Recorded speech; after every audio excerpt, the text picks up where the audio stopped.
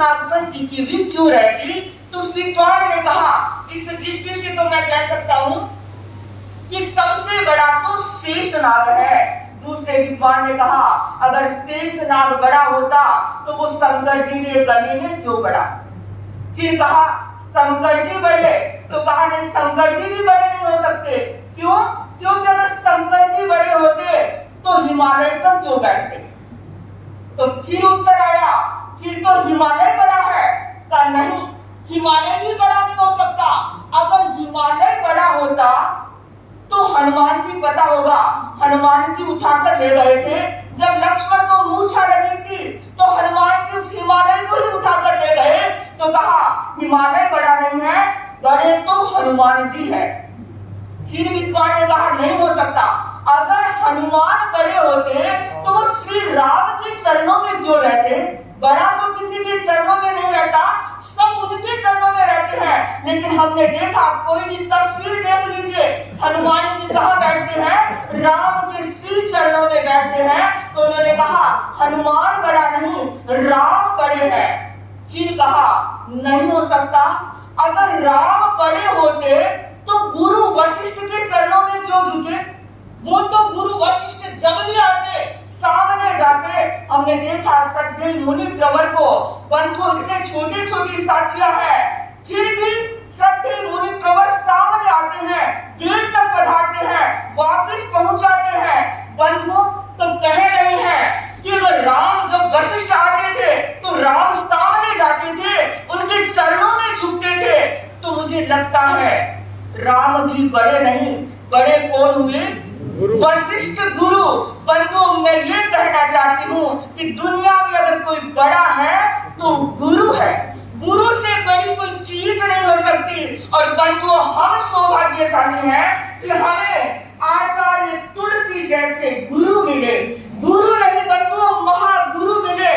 वो महागुरु जिनकी आंखों में सूरज झांकता था, वो महागुरु जिनके चेहरे पर चांद अटखेलिया करता था, वो महागुरु जिनके रोम रोम में अध्यात्म का नाद अनुबंधित होता था, वो महागुरु जिनकी दिल की धड़कन में विकास के मानचित्र अंकित रहते थे। बंधुओं सचमुच आचार्य तुलसी एक सफल गुरु थे। और बंधुओं जैन दर्शन ने कहा है, किसी व्यक्ति की सफलता के लिए 5 चीजों की जरूरत है। बहुत अच्छी बात है। सब सुधा प्रभा जी का वक्तव्य बहुत सार गर्भित वक्तव्य था और एक नई चेतना को जगाने वाला था। तो मैं चाहूंगी आप जितने भाई बहन खड़े हैं और जिनके जैसी अवधारणा है, 11 अणुव्रत के नियम यथाशक्ति आपको 1 साल कर पालन करना है। बोलिए त्याग है। अब खड़े नहीं रहते तो हमें भी अपने जीवन को जीने के ढंग को, जीने की शैली पर थोड़ा ध्यान देकर बदलने का प्रयास किया जाना चाहिए। और अगर ऐसा होता है तो मुझे लगता है सफलता भी मिलती। करोगे भी नहीं तो प्रयास सफलता भी नहीं देगा। प्रयास करोगे तो सफलता मिलेगी और सफलता मिलेगी तो हमारी मोक्ष की मंजिल की दूरी भी कुछ कम होगी। हमें हमेशा ध्यान देना है कि मानव जीवन केवल खाने पीने के लिए नहीं मिला है, क्योंकि हमारी ऐसी मान्यता है कि यह जन्म दुर्लभ है, बार बार नहीं मिलता है। जो लोग ये मानते हो बस खाओ पियो मौज करो, उनकी भावना अलग हो सकती है। वो तो कहते हैं ऐश कर दुनिया में गालिब, ऐश कर दुनिया में गालिब जिंदगानी, फिर कहाँ जिंदगानी, फिर मिले तो नौजवानी। फिर ऐश करो, खाओ पियो और मौज करो, लेकिन हम उस धरातल पर नहीं टिके हुए हैं।